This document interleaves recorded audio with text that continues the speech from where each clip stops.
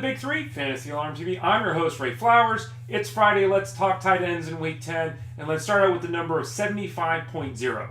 That's the percentage of games of the last four in which Ben Watson has had 5 catches for 60 yards. 3 of the last 4 games, 5 catches, 60 yards for Watson. The one game he missed, 4 catches for 59 yards. Pretty much right there. What that proves is the last month, Ben Watson has been extremely consistent at the tight end position. And because of the increase in the offense for the Saints, the return to health of Drew Brees, we see Ben Watson now with 43 catches. He's up to 4th at the position in receptions. So Ben Watson's the top 10 player every week now, folks. Never thought I would say it. It doesn't make much sense to me, given that he's been around for so long and never done it. But he's doing it now and deserves to be in your fantasy lineup. Second number of the day is 6. Now, this is the number of weeks it has been since Jimmy Graham scored a touchdown. Ugh.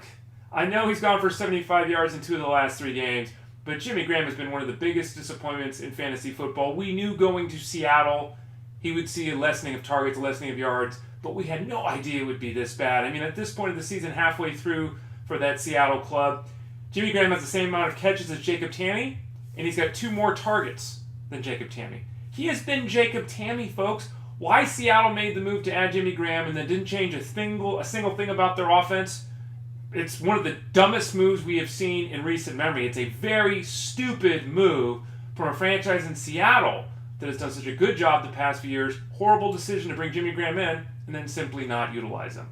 And then the final number of the day is 25.0. That's the percentage of 4 games this season, 1 and 4, in which J.Thomas has caught more than 3 passes.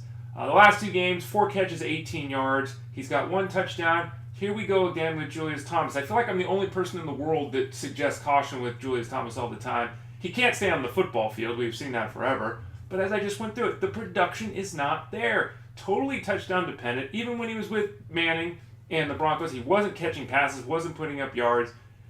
Maybe that changes this week, and Allen Hurns got a foot issue. If Allen Hurns is out, you could expect J.Thomas to really see an increase in his production because they will need him in that Jaguars offense. But to this point, J.Thomas, 4 weeks, big-time disappointment. Oh, and again, 4 weeks, he dealt with injury as well. Oh, J.Thomas. Don't forget to visit us, fantasyalarm.com, for your Week 10 rankings. They are free at the site. I'm Ray Flowers. You've been watching The Big Three. Talk to y'all again soon.